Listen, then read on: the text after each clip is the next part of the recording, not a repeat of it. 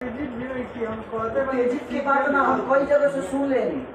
तू कहानी पर काम करवाओ शुरू कर दे, अपने आप के अलग कर साल भर मेहनत करें डांस क्लास लेकिन तू चाहता है हम म्यूजिक में सिनेमा में जाके अगर डांस सीखी तो संभव नहीं। आज प्रमोद प्रेमी सीखते बड़े, विशेष सीखते बड़े, कल्लू सीखते बड़े, सब जना सीखते बड़ो।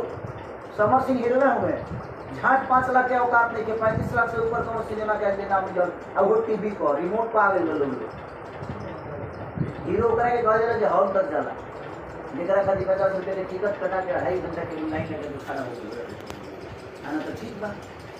35 से ज्यादा ही बा 28 29 एकदम सिमट जाता लोग 28 29 30 बहुत ज्यादा सोच सिपाही लगा। जब सिनेमा कार शुरू हो जाए तो ताकि 10 सिनेमा ने लोग बना लिए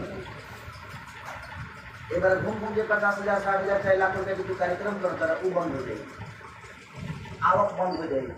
आज तरह के 20 दिन साइन